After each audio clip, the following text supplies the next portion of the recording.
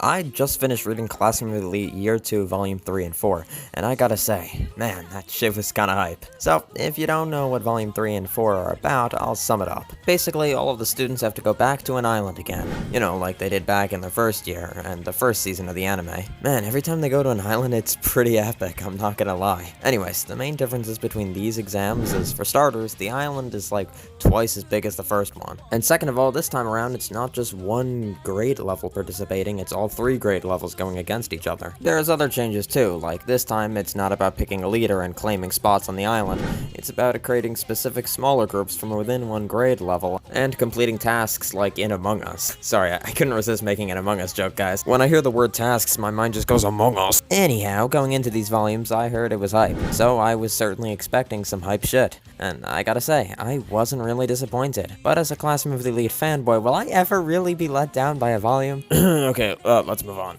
So, the stakes are much higher for Class D this time around due to the upgrades on the island. However, there's a lot more problems under the surface for our boy Ianukoji. The acting director is plotting to get him expelled, like usual, using the secret spy from the White Room. Then, well, actually also nanase. And while I'm on that topic, I actually really enjoyed her character a lot. More than I thought I would. I'm honestly starting to feel like it's impossible for Kinugasa to make a character I dislike. One of the things these books do best is creating mystery surrounding their characters, and the question of who nanase really is was certainly and somewhat still is a mystery. Though, at the end of Volume 3, we learn a little more about her character, and I gotta say, her motives and the whole shit with her dead friend, I forgot the dude's name, but that was really interesting, and I quite enjoyed the fight between her and Ianukoji. Alright, well, I don't know if the word quite enjoyed is grammatically correct, it doesn't matter. Additionally, Volume 3 was the first ever volume to end on a cliffhanger before the exam ends. So, Volume 4 starts off right after nanase and Ianukoji fought and she failed to beat him, and then Ichika reveals herself to be the secret student sent from the White Room. Now, even though I've not gotten to this part yet, I am aware that Mr. Shake My Hand Please is from the White Room too, and I wanted to point out how much I enjoy their build-up to him in a way that makes him seem both mysterious and yet unmenacing. To give an example, later in the book when Tsubaki is commanding an army of first years to try and chase Ianukoji through the island, Yagami keeps criticizing her and kinda just being annoying.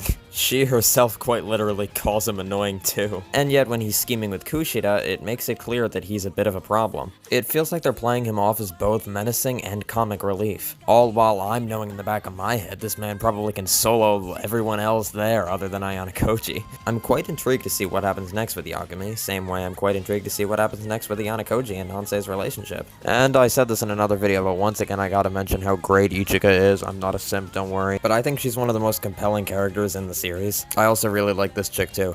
I don't know how to say her name. Look, you don't have to get on my case. Yes, I'm aware I haven't really given any complaints. It's kind of hard for me to find something about this particular arc that I don't like.